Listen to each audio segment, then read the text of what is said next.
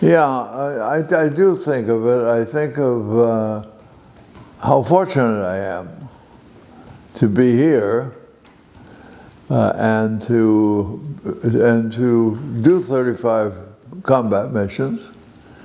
The Air Force on the flight crews, but almost everybody was on the flight crew. We lost 23% of the people we sent in. Listen, we were flying the low group of 12 airplanes. The guy on our right wing got a direct hit. That was it. That was it. Oh no. And I'm out washing my car one Sunday and turned the radio on, and I heard the war was declared. And about 6 months later, I went down to a friend of mine.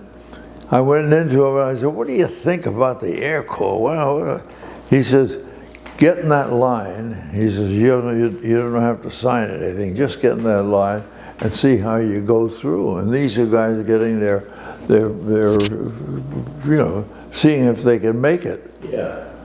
A guy went through flying colors, and he said, "What do you sign?" I said, "Give me the piece of paper."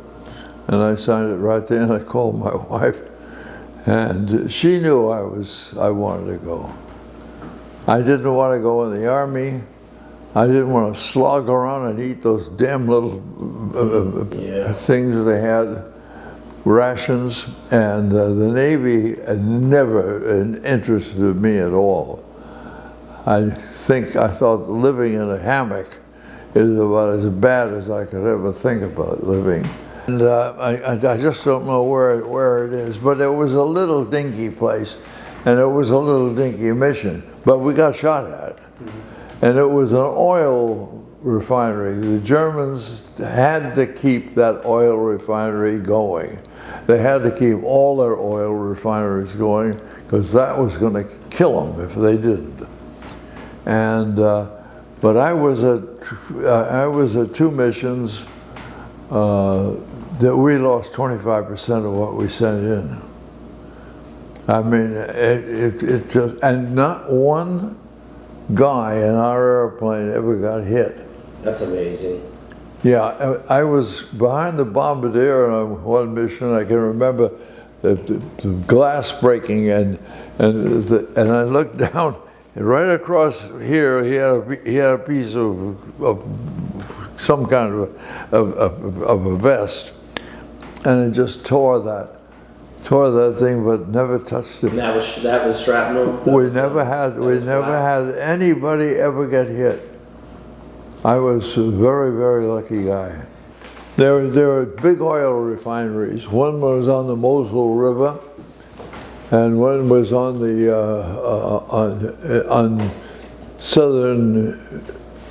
southeastern Germany, and they were big.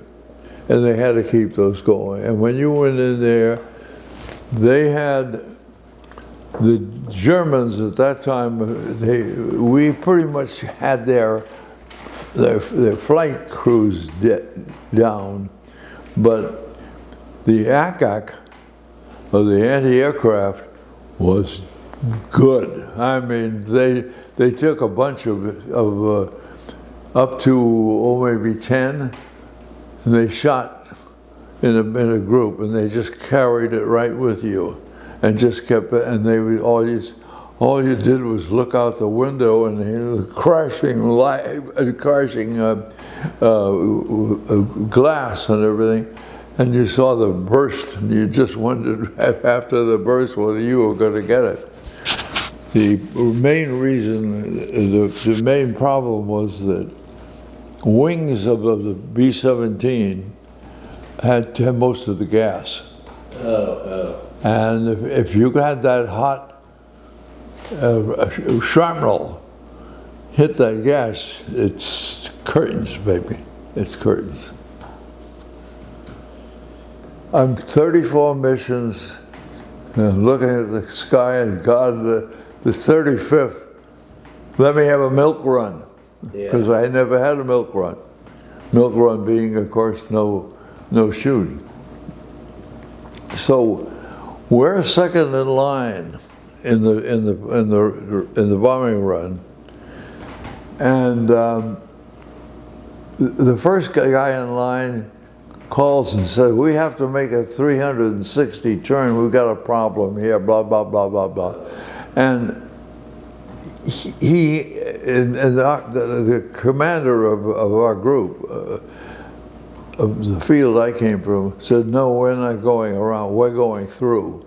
So we go through, all of a sudden, we're just sitting there and it says, "Bombs away." And the pilot, of course, peels off right away, get out of the flak. But there was no flak. No. And when I looked out the window, and about 2,000 feet down, or 1,500 to 2,000 feet down, was all the flak.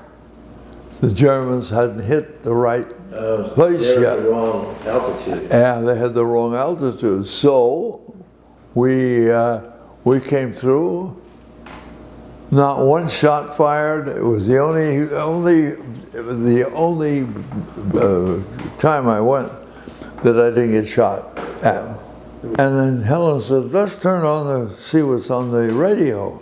Turns it on, and the guy's talking about the atom bomb. Oh. And I said, "Oh, we knew there was something out there that they weren't telling us about, and they didn't tell us about." But as soon as they said atom bomb, I said, "Honey, it's all over."